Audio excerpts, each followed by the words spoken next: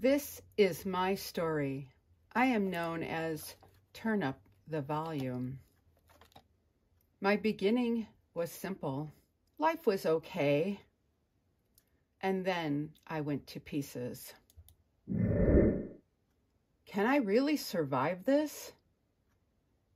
Support systems were large and small, whatever was necessary. Healing was slow. He did not have a good foundation. He was hollow. I thought it would make him easier to deal with. I was wrong. I learned. I had to stand up for myself to move on with the healing. I had to leave some things behind. I could hide some of my scars. I had to heal on the inside. Holding it together, sometimes it seems to be very little, but enough. I realized along the way I did not have to put him back the way he was. The break has changed him. He will be different. That's okay. I see things differently now.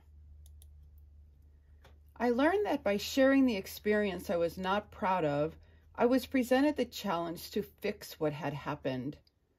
I was ready to just move on. Dealing with it was so much more rewarding. I chose to leave the top of his head off to encourage an open mind. The snaps in his ears on the end of the chains represent hearing aids to assist in better communication. It took me far longer to repair than to create this piece. Difficulties are hard to get over, and we never forget them. We learn from them.